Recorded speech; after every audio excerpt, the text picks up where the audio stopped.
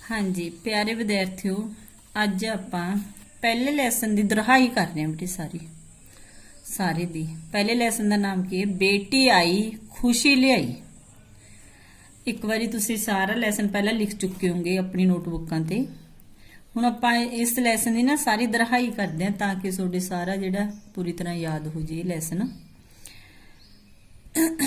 दीपू दे घर कुछ दिन पहला किने जन्म लिया सी? ओदी छोटी भैन ने जन्म लिया सी। ओदा नामकरण सीगा, ठीक है ना। नामकरण पहला भी समझाया गया बेटे किनू क्या है नाम। जो बच्चा पैदा होंदा जो आप ओदा नाम रखना होंदा ना, एक रस्म हुंदी है जिस करके ओदी भूआ अते होर रिश्तेदार आए हुए हन। नव जम्मी बच्ची का नाम की रखा गया? अनु रखा गया। नवी जन्म जिहड़ी बच्ची ते ओदा नाम की रखा गया? अनु रखा गया। दीपू ने जदों घर विच भूआ नूं देखिया तां बहुत खुश होया। क्यों होया? क्योंकि दीपू जदों ओदी भूआ दा पहला विआह नहीं होया सी, ओह दीपू होरां दे परिवार विच रहिंदी सी, तां दीपू दी भूआ दीपू दा पालन पोषण करदी ती छोटे हुंदे दा। अपने विआह तो पहला ओह कित्थे रहिंदी ती? दीपू होरां दे परिवार विच रहिंदी सीगी। ਤਾਂ दीपू ਜਦੋਂ ਉਹ ਘਰੇ आई ਤਾਂ दीपू ਦੀ ਮੰਮੀ ਕਹਿਣ ਲੱਗੀ ਕਿ ਭੈਣ ਜੀ ਤੁਹਾਡੇ ਆਉਣ ਨਾਲ ਤਾਂ दीपू बहुत खुश हो गया। क्यों हो गया सी?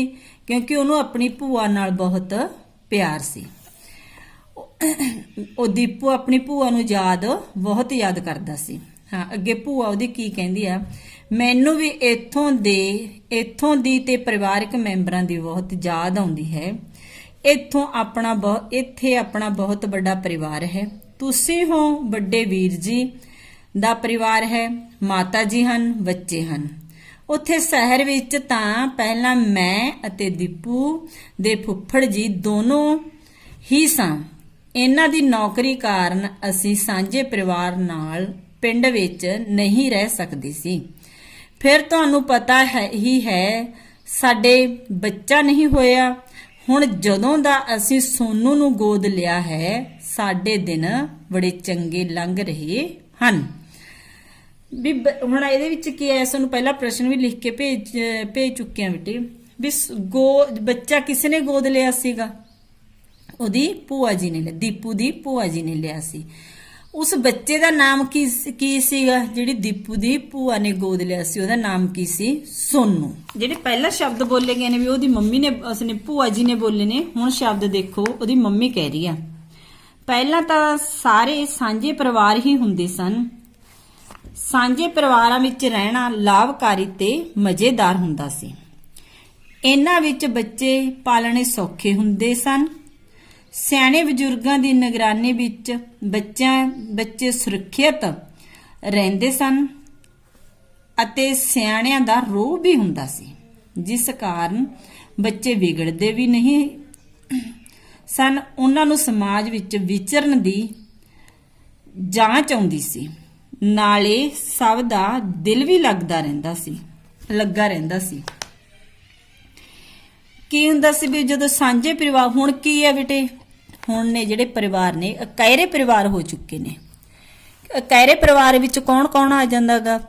जिवें तुसीं हुंदे हो, तुहाडी एक भैण होवे, ठीक है ना, भावें तुहाडा भाई होवे, तुहाडे मम्मी डैडी आ गए, ये एक इकायरा परिवार आगा, ठीक है ना। सांझा परिवार किहनूं कहंदे नेगे? जिस विच तुहाडे दादी दादा आ जांदे ने, चाची चाचा, ताया जी अते ताई जी आ जांदे ने, तुसीं आ सारा परिवार हो जांदा गा, ठीक है ना। जदों पहला की हुंदा सी सारे ये इकट्ठे रहिंदे हुंदे सीगे।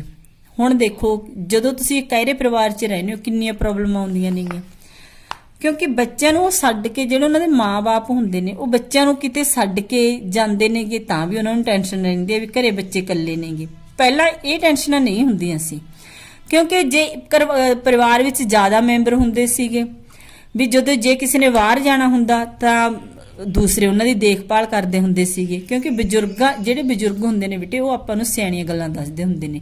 ਉਹ ਆਪ ਵੀ ਜਿਸ ਰਸਤੇ ਉੱਤੇ ਜਾਂਦੇ ਹੋਣਗੇ ਉਸ ਰਸਤੇ ਉੱਤੇ ਆਪਣੇ ਬੱਚਿਆਂ ਨੂੰ ਉਸੇ ਗੱਲਾਂ ਬਾਰੇ ਦੱਸਦੇ ਰਹਿੰਦੇ ਵੀ ਸਾਡੇ ਬੱਚੇ ਵੀ ਇਸ ਰਸਤੇ ਤੇ ਜਾਣ।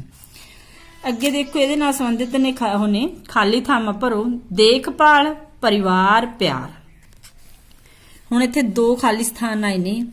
ਇੱਥੇ ਆਪਣਾ ਬਹੁਤ ਵੱਡਾ ਡੈਸ਼ ਹੈ।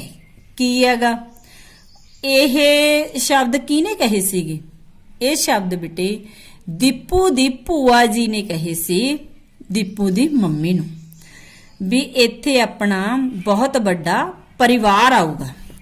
ਕੀ ਆ? ਪਰਿਵਾਰ ਹੈ। ਬਜ਼ੁਰਗਾਂ ਦੀ ਡੈਸ਼ ਵਿੱਚ ਬੱਚੇ ਵਿਗੜਦੇ ਨਹੀਂ ਹਨ। ਇਹ ਸ਼ਬਦ ਕਿਹਨੇ ਕਹੇ? ਦੀਪੂ ਦੀ ਮੰਮੀ ਨੇ ਕਹੇ ਵੀ ਸਾਂਝੇ ਪਰਿਵਾਰ ਵਿੱਚ ਬੱਚੇ ਵਿਗੜਦੇ ਨਹੀਂ, ਉਹਨਾਂ ਨੂੰ ਸਮਾਜ ਵਿੱਚ ਵਿਚਰਨ ਦੀ ਜਾਂਚ ਆਉਂਦੀ ਆ ਵੀ ਕਿਵੇਂ ਅਸੀਂ ਸਮਾਜ ਵਿੱਚ ਰਹਿਣਾਗਾ।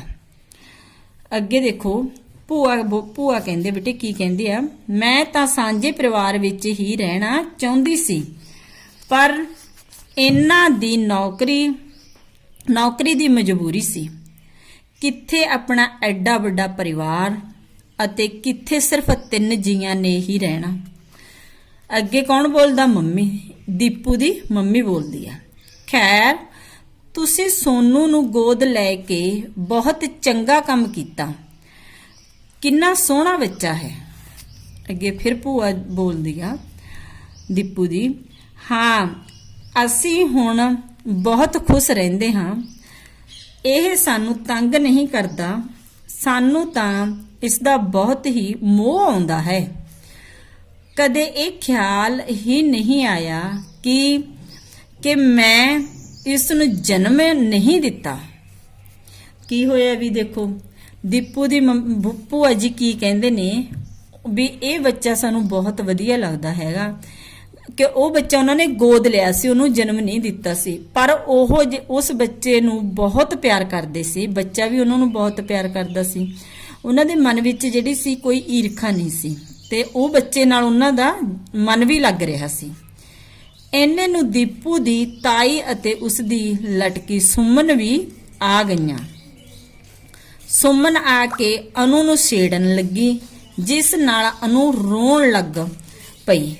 ਦੀਪੂ ਦੀ ਮੰਮੀ ਨੇ ਉਸ ਨੂੰ ਚੁੱਕ ਲਿਆ। ਅਗਲਾ ਪ੍ਰਸ਼ਨ ਦੇਖੋ ਵੀ,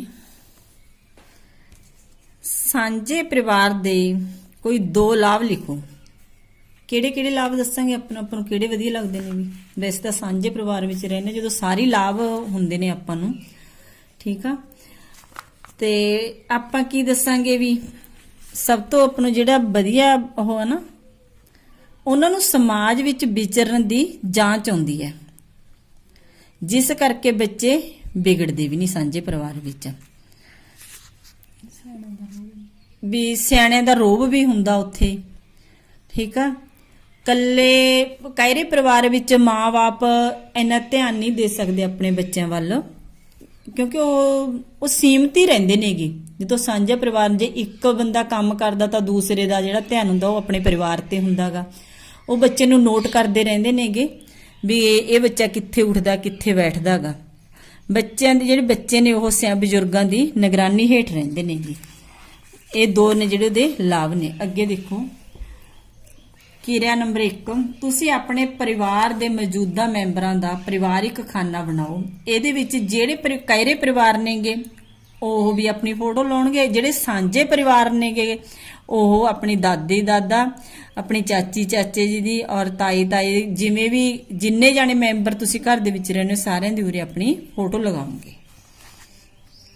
ਅੱਗੇ ਦੇਖੋ, ਅਨੂ ਚੁੱਪ ਹੋ ਗਈ ਅਤੇ ਦੀਪੂ ਦੀ ਮੰਮੀ ਉਸ ਦੀ ਭੂਆ ਅਤੇ ਤਾਈ ਜੀ ਨਾਲ ਗੱਲਾਂ ਕਰਨ ਲੱਗੀ। ਦੀਪੂ ਦੀ ਭੂਆ ਨੇ ਉਸ ਦੀ ਮੰਮੀ ਨੂੰ ਦੱਸਿਆ ਕਿ ਉਸ ਦੇ ਸਹੁਰੇ ਘਰ ਰਸੋਈ ਬਹੁਤ ਵਧੀਆ ਬਣੀ ਹੋਈ ਹੈ, ਪਰ ਇੱਥੇ ਤਾਂ ਅਜੇ ਧੂਆਂ ਬਾਹਰ ਕੱਢਣ ਵਾਲਾ ਪੱਖਾ ਵੀ ਨਹੀਂ ਲਗਵਾਇਆ। ਦੀਪੂ ਦੀ ਮੰਮੀ ਨੇ ਦੱਸਿਆ ਕਿ ਉਸ ਨੇ ਤਾਂ ਬਹੁਤ ਵਾਰ ਕਿਹਾ ਹੈ, ਪਰ ਦੀਪੂ ਦੇ ਪਾਪਾ ਮੰਨਦੇ ਨਹੀਂ। ਉਹ ਸਾਰਾ ਖਰਚਾ ਆਪਣੀ ਮਰਜ਼ੀ ਨਾਲ ਹੀ ਕਰਦੇ ਹਨ। ਹੁਣ ਦੇਖੋ ਵੀ ਅੱਗੇ ਦੀਪੂ ਦੀ ਭੂਆ ਕੀ ਕਹਿੰਦੀ ਹੈਗੀ। ਭੂਆ ਕਹਿਣ ਲੱਗੀ, ਵੀਰ ਜੀ ਦੀ ਇਹ ਗੱਲ ਠੀਕ ਨਹੀਂ, ਸਭ ਦੀ ਸਲਾਹ ਨਾਲ ਹੀ ਘਰ ਚਲਾਉਣਾ ਚਾਹੀਦਾ ਹੈ। ਜੇ ਉਹ ਦਫ਼ਤਰ ਜਾਂਦੇ ਹਨ ਤਾਂ ਤੁਸੀਂ ਕਿਹੜਾ ਵਿਹਲੇ ਬੈਠੇ ਰਹਿੰਦੇ ਹੋ?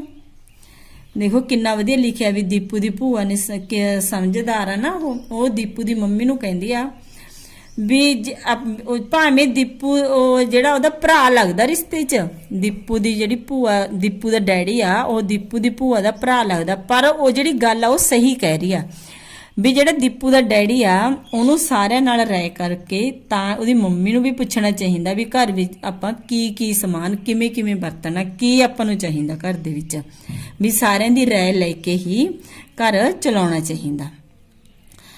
ਤੁਸੀਂ ਸਾਰਾ ਦਿਨ ਘਰ ਦੇ ਕੰਮ ਕਰਦੇ ਹੋ, ਮੈਂ ਤਾਂ ਕਹਿੰਦੀ ਹਾਂ ਕਿ ਤੁਸੀਂ ਸਿਲਾਈ ਮਸ਼ੀਨ ਲੈ ਲਓ, ਕੱਪੜੇ ਸਿਉਣਾ ਤਾਂ ਤੁਸੀਂ ਜਾਣਦੇ ਹੀ ਹੋ, ਤੁਹਾਡੇ ਕੋਲ ਕੁਝ ਪੈਸੇ ਆਉਣਗੇ ਤਾਂ ਤੁਸੀਂ ਆਪਣੀ ਲੋੜ ਦੀ ਚੀਜ਼ ਲੈ ਸਕੋਗੇ। ਇਹ ਸ਼ਬਦ ਕਿਹਨੇ ਕਹੇ ਵੀ? ਇਹ ਸ਼ਬਦ ਦੀਪੂ ਦੀ ਭੂਆ ਨੇ ਦੀਪੂ ਦੀ ਮੰਮੀ ਨੂੰ ਕਹੇ। ਦੀਪੂ ਦੀ ਮੰਮੀ ਨੇ ਕਿਹਾ, ਭੈਣ ਜੀ ਗੱਲ ਤਾਂ ਤੁਹਾਡੀ ਠੀਕ ਹੈ, ਮੈਂ ਵੀ ਇਹੋ ਸੋਚਦੀ ਹਾਂ, ਪਰ ਅਜੇ ਅਨੂ ਨਿੱਕੀ ਹੈ, ਇਸ ਲਈ ਹੋਰ ਕੰਮਾਂ ਵਾਸਤੇ ਸਮਾਂ ਨਹੀਂ ਬਚਦਾ, ਥੋੜੀ ਵੱਡੀ ਹੋ ਜਾਵੇ ਤਾਂ ਇਸੇ ਤਰ੍ਹਾਂ ਕਰਾਂਗੇ। ਤਾਂ ਹੁਣ ਦੀਪੂ ਦੀ ਮੰਮੀ ਨੇ ਉਹਦੀ ਸਲਾਹ ਨੂੰ ਕੀ ਕਰ ਲਿਆ, ਸਵੀਕਾਰ ਕਰ ਲਿਆ ਵੀ ਠੀਕ ਹੈ ਮੇਰੇ ਲਈ, ਨਾਲੇ ਮੈਂ ਘਰੇ ਕੰਮ ਕਰਿਆ ਕਰੂੰ, ਨਾਲੇ ਸਿਲਾਈ ਕਰ ਲਿਆ ਕਰੂ, ਜਿਹੜੇ ਸਿਲਾਈ ਦੇ ਪੈਸੇ ਆਉਣਗੇ ਉਹ ਆਪਦੇ ਘਰ ਵਾਸਤੇ ਖਰਚਾ ਵੀ ਕਰ ਲਿਆ ਕਰੂਗੀ। ਕੁਝ ਦੇਰ ਬਾਅਦ ਦੀਪੂ ਦੇ ਘਰ ਉਸ ਦਾ ਦੋਸਤ ਹੈਪੀ ਆ ਗਿਆ। ਦੀਪੂ ਅਤੇ ਹੈਪੀ ਇਕੱਠਿਆਂ ਰੋਟੀ ਖਾਣ ਲੱਗੇ। ਦੀਪੂ ਦੀ ਦਾਦੀ ਇਹ ਵੇਖ ਕੇ ਨਾਰਾਜ਼ ਹੋ ਰਹੀ ਸੀ। ਦੀਪੂ ਦੀ ਮੰਮੀ ਕਹਿਣ ਲੱਗੀ, ਮਾਂ ਜੀ ਤੁਸੀਂ ਕਿਉਂ ਦੁਖੀ ਹੋ ਰਹੇ ਹੋ? ਇੱਥੇ ਦੇਖੋ ਆ ਕੀ ਲੱਗਿਆ, ਪ੍ਰਸ਼ਨ ਮਾਰਕ ਚਿੰਨ ਆ ਗਿਆ ਬੇਟੇ। ਇਹ ਕੀ ਬਣ ਗਿਆ? ਇੱਕ, ਠੀਕ ਹੈ ਨਾ, ਪ੍ਰਸ਼ਨ ਹੋ ਗਿਆ। ਕੀ ਹੋ ਗਿਆ ਵੀ ਜਿਹੜੀ ਦੀਪੂ ਦੀ ਮੰਮੀ ਤੀ ਉਹ ਕੀ ਕਹਿੰਦੇ, ਦੀਪੂ ਦੀ ਦਾਦੀ ਨੂੰ ਕਹਿੰਦੇ, ਮਾਂ ਜੀ ਤੁਸੀਂ ਕਿਉਂ ਦੁਖੀ ਹੋ ਰਹੇ ਹੋ? ਮਾਂ ਜੀ ਤੁਸੀਂ ਕਿਉਂ ਦੁਖੀ ਹੋ ਰਹੇ ਹੋ? ਦੀਪੂ ਦਾ ਇਹ ਦੋਸਤ ਬਹੁਤ ਚੰਗਾ ਲੜਕਾ ਹੈ, ਉਹ ਪੜ੍ਹਾਈ ਵਿੱਚ ਵੀ ਬਹੁਤ ਹੁਸ਼ਿਆਰ ਹੈ। ਮੈਂ ਤਾਂ ਸਗੋਂ ਕਹਿੰਦੀ ਹਾਂ ਕਿ ਦੀਪੂ ਇਸੇ ਲਟਕੇ ਨਾਲ ਰਹੇ ਤਾਂ ਇਹ ਵੀ ਸਿਆਣਾ ਬੱਚਾ ਬਣਿਆ ਰਹੇਗਾ। ਦੇਖੋ ਦੀਪੂ ਦੀ ਮੰਮੀ ਦੀ ਜਿਹੜੀ ਸੋਚ ਆ ਕਿੰਨੀ ਵਧੀਆ, ਠੀਕ ਆ ਨਾ। ਜਿਹੜੀ ਦੀਪੂ ਦੀ ਦਾਦੀ ਆ ਉਹ ਜਿਹੜੇ ਪੁਰਾਣੇ ਵਿਚਾਰ ਨੇ, ਪੁਰਾਣੇ ਖਿਆਲ ਨੇ, ਉਹਨਾਂ ਵਿੱਚ ਡੁੱਬੀ ਹੋਈ ਆ। ਉਹ ਕੀ ਕਹਿ ਰਹੀ ਹੈ ਵੀ ਜਿਹੜਾ ਦੀਪੂ ਨਾਲ ਰੋਟੀ ਖਾ ਰਿਹਾ ਉਹਦਾ ਦੋਸਤ, ਵੀ ਉਹ ਕਿਸੇ ਹੋਰ ਜਾਤ ਦਾ ਗਾ, ਠੀਕ ਆ, ਵੀ ਉਹਦੇ ਨਾਲ ਉਹ ਦੀਪੂ ਆ ਜਿਹੜਾ ਰੋਟੀ ਨਾ ਖਾਵੇ। ਅੱਗੇ ਦੇਖੋ ਵੀ ਦੀਪੂ ਦੀ ਦਾਦੀ ਕੀ ਕਹਿੰਦੀ ਆ, ਪਰ ਮੈਨੂੰ ਪਤਾ ਲੱਗਾ ਹੈ ਕਿ ਇਹ ਹੋਰ ਜਾਤ ਦਾ ਲਟਕਾ ਹੈ, ਇਸ ਨਾਲ ਇਕੱਠੇ ਖਾਣਾ ਤਾਂ ਮੈਨੂੰ ਬਹੁਤ ਹੀ ਬੁਰਾ ਲੱਗਦਾ ਹੈ। ਸਾਡੇ ਵੇਲੇ ਤਾਂ ਇਉਂ ਖਾਣ ਪੀਣ ਨਹੀਂ ਸੀ ਹੁੰਦਾ। ਅੱਗੇ ਮੰਮੀ ਦੇਖੋ ਕੀ ਕਹਿੰਦੀ ਹੈਗੀ, ਮਾਤਾ ਜੀ ਹੁਣ ਜ਼ਮਾਨਾ ਬਦਲ ਗਿਆ। ਇਹ ਦੀਪੂ ਦੀ ਮੰਮੀ ਬੋਲ ਰਹੀ ਹੈ, ਵੀ ਆਪਦੀ ਸੱਸ ਨੂੰ ਕਹਿ ਰਹੀ ਆ, ਦੀਪੂ ਦੀ ਦਾਦੀ ਨੂੰ ਕਹਿ ਰਹੀ ਆ, ਮਾਤਾ ਜੀ ਹੁਣ ਜ਼ਮਾਨਾ ਬਦਲ ਗਿਆ ਹੈ, ਇਸ ਦੇ ਦੋਸਤ ਚੰਗੇ ਆਚਰਨ ਵਾਲੇ ਹੋਣੇ ਚਾਹੀਦੇ ਹਨ, ਚਾਹੇ ਉਹ ਕਿਸੇ ਵੀ ਧਰਮ ਜਾਂ ਜਾਤ ਦੇ ਹੋਣ। ਇਸ ਨਾਲ ਕੋਈ ਫਰਕ ਨਹੀਂ ਪੈਂਦਾ ਕਿ ਕੋਈ ਕਿਸ ਧਰਮ ਜਾਂ ਜਾਤ ਵਿੱਚ ਜਨਮਿਆ ਹੈ। ਜਿਹੜੀ ਦੀਪੂ ਦੀ ਮੰਮੀ ਦੀ ਸੋਚ ਆ ਉਹ ਉਹਦੀ ਦਾਦੀ ਨਾਲੋਂ ਬਹੁਤ ਅਲੱਗ ਆ। ਉਹ ਉਹਨੂੰ ਦੀਪੂ ਦੀ ਦਾਦੀ ਨੂੰ ਸਮਝਾ ਰਹੀ ਆ ਵੀ ਮਾਤਾ, ਠੀਕ ਆ, ਵੀ ਜਿਹੜਾ ਉਹ ਹੈਗਾ ਇੱਕ ਇਨਸਾਨ ਆ ਉਹਦੇ ਵਿੱਚ ਗੁਣ ਵਧੀਆ ਹੋਣੇ ਚਾਹੀਦੇ ਨੇ, ਭਾਵੇਂ ਉਹ ਕਿਸੇ ਧਰਮ ਨਾਲ ਹੋਵੇ, ਭਾਵੇਂ ਉਹ ਕਿਸੇ ਜਾਤ ਦਾ ਹੋਵੇ। ਹਾਂ ਦੇਖੋ ਵੀ ਬੱਚੋ ਇਹਦੇ ਪੈਰੇ ਦੇ ਵਿੱਚ ਕੀ ਲਿਖਿਆ ਗਿਆ, ਕੀ ਸਮਝਾਇਆ ਗਿਆ ਆਪਾਂ ਨੂੰ, ਵੀ ਆਪਾਂ ਨੂੰ ਉਸ ਇਨਸਾਨ ਦਾ ਸਾਥ ਦੇਣਾ ਚਾਹੀਦਾ, ਉਹਦੀ ਸੰਗਤ ਕਰਨੀ ਚਾਹੀਦੀ ਹੈ, ਜਿਹਦਾ ਆਚਰਨ ਵੀ ਚੰਗਾ ਹੋਵੇ, ਠੀਕ ਹੈ ਨਾ, ਵਿਵਹਾਰ ਵੀ ਚੰਗਾ ਹੋਵੇ ਤੇ ਇੱਕ ਵਧੀਆ ਇਨਸਾਨ ਹੋਵੇ, ਠੀਕ ਹੈ। ਸਾਨੂੰ ਇਹ ਕਦੇ ਨਹੀਂ ਸੋਚਣਾ ਚਾਹੀਦਾ ਉਹ ਕਿਸ ਜਾਤ ਦਾ ਜਾਂ ਉਹ ਕਿਸ ਧਰਮ ਨਾਲ ਸੰਬੰਧਿਤ ਰੱਖਦਾਗਾ। ਇਹ ਸਾਨੂੰ ਸਾਡੇ ਦਿਮਾਗ ਵਿੱਚ ਕਦੇ ਵੀ ਗੱਲ ਨਹੀਂ ਹੋਣੀ ਚਾਹੀਦੀ। ਹੁਣ ਅੱਗੇ ਦੇਖੋ ਵੀ ਯਾਦ ਰੱਖਣ ਯੋਗ ਗੱਲਾਂ। ਬੱਚੇ ਦੇ ਜਨਮ ਜਾਂ ਗੋਦ ਲੈਣ ਨਾਲ ਪਰਿਵਾਰ ਦੇ ਮੈਂਬਰਾਂ ਦੀ ਗਿਣਤੀ ਵੱਧਦੀ ਹੈ ਕਿ ਜਦ ਇਹ ਠੀਕ ਗਲਤ ਵੀ ਹੋ ਸਕਦਾ, ਕਈ ਵਾਰ ਸਾਨੂੰ ਆ ਸਕਦਾ ਹੈ ਵੀ ਜੇ ਆਪਾਂ ਉਰੇ ਉਹ ਲਿਖ ਦੇਣ ਵੱਧਦੀ ਹੈ ਜਾਂ ਘਟਦੀ ਹੈ। ਜਦੋਂ ਬੱਚੇ ਦਾ ਜਨਮ ਹੁੰਦਾ ਜਾਂ ਗੋਦ ਚ ਲੈਂਦਾ ਬੱਚਾ, ਗੋਦ ਲੈਂਦਾ ਕਿਸੇ ਤੋਂ ਬੱਚਾ, ਵੀ ਉੱਥੇ ਮੈਂਬਰਾਂ ਦੀ ਗਿਣਤੀ ਵੱਧਦੀ ਆ ਕਿ ਘਟਦੀ ਆ? ਵੱਧਦੀ ਆ ਬੇਟੇ, ਕਿਉਂਕਿ ਉਸ ਪਰਿਵਾਰ ਦੇ ਵਿੱਚ ਇੱਕ ਬੱਚਾ ਹੋਰ ਆ ਜਾਂਦਾ ਗਾ। ਜਦੋਂ ਕਿਸੇ ਕੁੜੀ ਦਾ ਵਿਆਹ ਹੋ ਜਾਂਦਾ ਹੈ ਤਾਂ ਪਰਿਵਾਰ ਦੇ ਮੈਂਬਰਾਂ ਦੀ ਗਿਣਤੀ ਘਟ ਜਾਂਦੀ ਹੈ। ਦੱਸੋ ਹੁਣ ਘਟਦੀ ਆ ਕਿ ਵੱਧਦੀ ਹੈਗੀ? ਕਿਉਂਕਿ ਘਟੂਗੀ ਜਦੋਂ ਉਹ ਉੱਥੋਂ ਵਿਆਹ ਹੋ ਕੇ ਦੂਸਰੇ ਆਪਣੇ ਸਹੁਰੇ ਪਰਿਵਾਰ ਵਿੱਚ ਚਲੀ ਜਾਂਦੀ ਹੈ ਤਾਂ ਉਹਦੇ ਸਹੁਰੇ ਪਰਿਵਾਰ ਵਾਲਿਆਂ ਦੀ ਗਿਣਤੀ ਵੱਧ ਜਾਂਦੀ ਆ ਔਰ ਉਹਦੇ ਜਿਹੜੇ ਪੇਕੇ ਪਰਿਵਾਰ ਦੀ ਗਿਣਤੀ ਆ ਉਹ ਘਟ ਜਾਂਦੀ ਆ। ਮੁੰਡੇ ਦੇ ਵਿਆਹ ਮਗਰੋਂ ਨਵੀਂ ਵਹੁਟੀ ਦੇ ਆਉਣ ਨਾਲ ਗਿਣਤੀ ਵੱਧ ਜਾਂਦੀ ਹੈ। ਸਾਂਝੇ ਪਰਿਵਾਰ ਵਿੱਚ ਰਹਿਣਾ ਜ਼ਿਆਦਾ ਫਾਇਦੇਮੰਦ ਅਤੇ ਸੁਰੱਖਿਅਤ ਹੁੰਦਾ ਹੈ। ਸਾਨੂੰ ਪਰਿਵਾਰ ਦੀ ਸਲਾਹ ਨਾਲ ਹੀ ਖਰਚਾ ਕਰਨਾ ਚਾਹੀਦਾ ਹੈ। ਇਸਤਰੀਆਂ ਵੀ ਅੱਜ ਕੱਲ੍ਹ ਮਰਦਾਂ ਦੇ ਬਰਾਬਰ ਕੰਮਾਂ ਵਿੱਚ ਹਿੱਸਾ ਲੈ ਰਹੀਆਂ ਹਨ। ਘਰੇਲੂ ਕੰਮ ਕਰ ਰਹੀਆਂ ਔਰਤਾਂ ਦਾ ਕੰਮ ਵੀ ਬਹੁਤ ਜ਼ਿਆਦਾ ਹੁੰਦਾ ਹੈ। ਸਹੀ ਸ਼ਬਦ ਚੁਣ ਕੇ ਖਾਲੀ ਥਾਵਾਂ ਭਰੋ। ਖੁਸ਼ੀ, ਚੰਗੇ, ਮਾੜੇ, ਗਮੀ। ਸਾਡੇ ਦੋਸਤ ਡੈਸ ਹੋਣੇ ਚਾਹੀਦੇ ਹਨ। ਕੀ ਹੋਣੇ ਚਾਹੀਦੇ ਹਨ?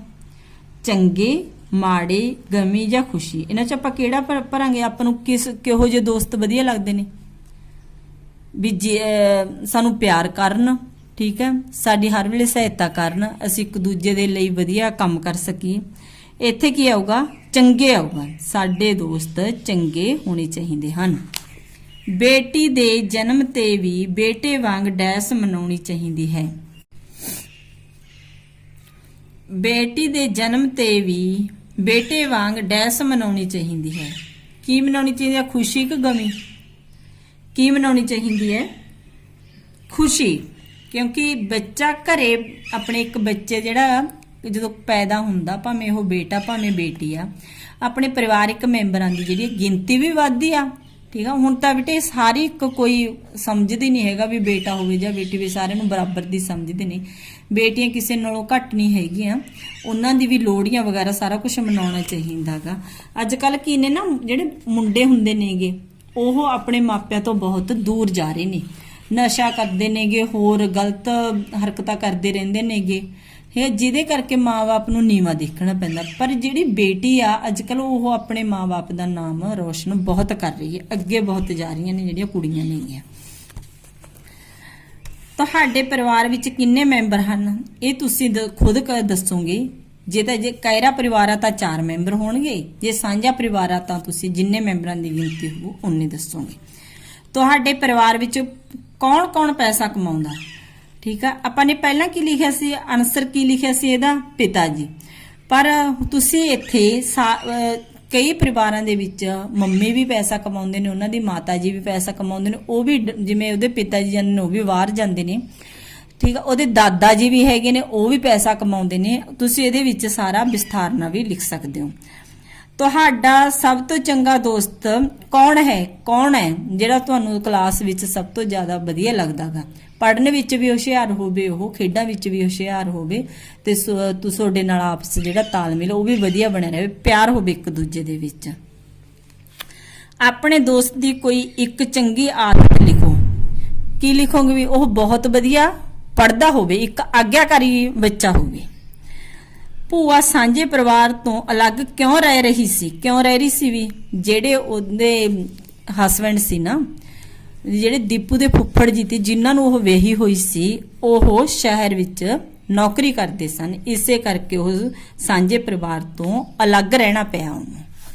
ਹਾਂ ਵੀ ਸਾਰੇ ਲੈਸਨ ਦੀ ਦੇਖੋ ਦਰਹਾਈ ਹੋ ਗਈ ਬੇਟੇ ਇੱਕ ਵਾਰੀ। ਹੁਣ ਸਾਰੇ ਬੱਚਿਆਂ ਨੇ ਇਹਨੂੰ ਦੁਬਾਰੇ ਫਿਰ ਪੜ੍ਹਨਾਗਾ ਜਿਵੇਂ ਤੁਹਾਨੂੰ ਸਮਝਾਇਆ ਗਿਆ। ਹੁਣ ਕੋਈ ਇਹੋ ਜਿਹਾ ਤਾਂ ਕੋਈ ਸ਼ਬਦ ਹੋਣਾ ਨਹੀਂ ਜਿਹੜਾ ਤੁਹਾਡੇ ਸਮਝ 'ਚ ਨਾ ਆਇਆ ਹੋਵੇ। ਧੰਨਵਾਦ।